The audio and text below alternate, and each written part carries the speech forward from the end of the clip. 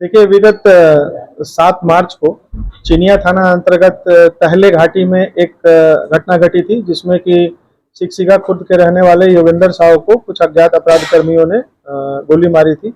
गोली मारने के बाद उनको तुरंत इलाज के लिए हायर सेंटर भेजा गया था, जहां से वो इलाज करा करके अभी अपने घर पे हैं। उनके द्वारा जो स्टेटमेंट दिया गया था और जो एफआईआर दर्ज किया गया है, उसके आधार पर हम लोगों ने एक एसआईटी का तुरंत गठन किया और गठन करने अनुमंडल पुलिस पदाधिकारी रंका के नेतृत्व में उसमें सर्किल इंस्पेक्टर रंका, थाना प्रभारी चीनिया, हमारे डीएसपी हेडक्वार्टर, टेक्निकल सेल के लोग, ये सारे लोग लगे और इस कांड का उद्भेदन किया।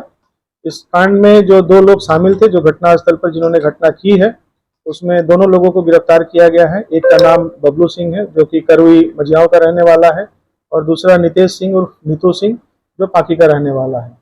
इन दोनों ने एक सोची समझी साजिश के तहत में इस घटना को अंजाम दिया है, और इस साजिश का मुख्य साजिशकर्ता जो है वो मनदीप यादव, जो कि अभी वर्तमान में मंडल कारा गढ़वा में बंद है। उसके द्वारा मनदीप यादव बेसिकली जो ब्लॉक से योजनाएं पास होती थी बरवाडी पंचायत में, उस योजनाओं को लेने का काम करता था, वहां पे सप्लाई का काम करता था, बेसिकली एक ठेकेदारी का काम करता था।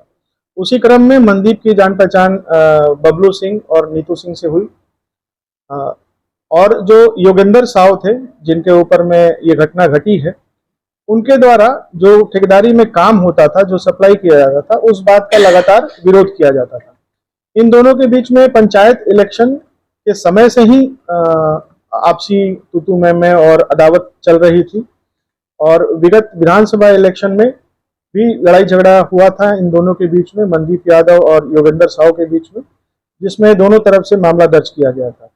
उसी मामले में दिनांक 24 फरवरी को मनदीप यादव सरेंडर करके गढ़वा जेल में है। जेल जाने से पूर्व मनदीप ने एक प्लान किया था कि योगेंद्र साव क्योंकि उसके काम में डिस्टर्ब करता है, इसलिए उसको रास्ते से हटाया जाए। इस प्लान को एग्जीक्यूट करने के लिए रांची में भी मीटिंग हुई, कुंदाग में मनदीप यादव के घर पे, और रंका में भी मीटिंग हुई। मीटिंग करने के बाद मनदीप यादव ने बबलू को हथियार उपलब्ध कराया, और उपलब्ध कराने के बाद उसको कहा कि भाई तुम एक काम कर दो, उसको रास्ते से हटा दो, और उसके बदले में उसने कहीं उसको जमीन देने की बात कही। 7 तारीख को जो घटना घटी है, उससे करीब 10-11 दिन पहले मनदीप यादव खुद जेल चला गया, उसने सरेंडर किया और वो जेल चला गया। और 7 तारीख को जो घटना घटी है, 7 तारीख को घटना में एक मीटिंग होने वाली थी चिनिया ब्लॉक में। मीटिंग की जानकारी सभी को थी, और योगेंद्र साव अमूमन सारे मीटिंग को अटेंड करते थे।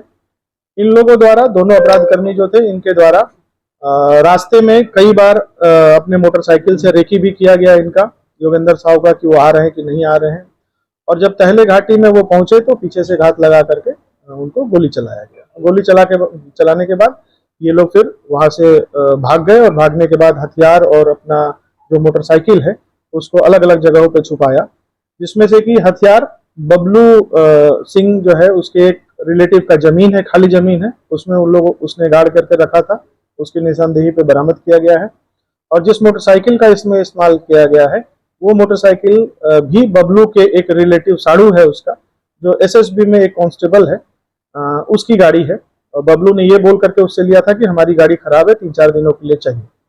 बाद में घटना करने के बाद उस गाड़ी को ले जाकर के अपने साड़ू के घर में लगा दिया। साड़ू यहाँ नहीं रहता, वो जहाँ अपने ड्यूटी पे है वहां रहता है।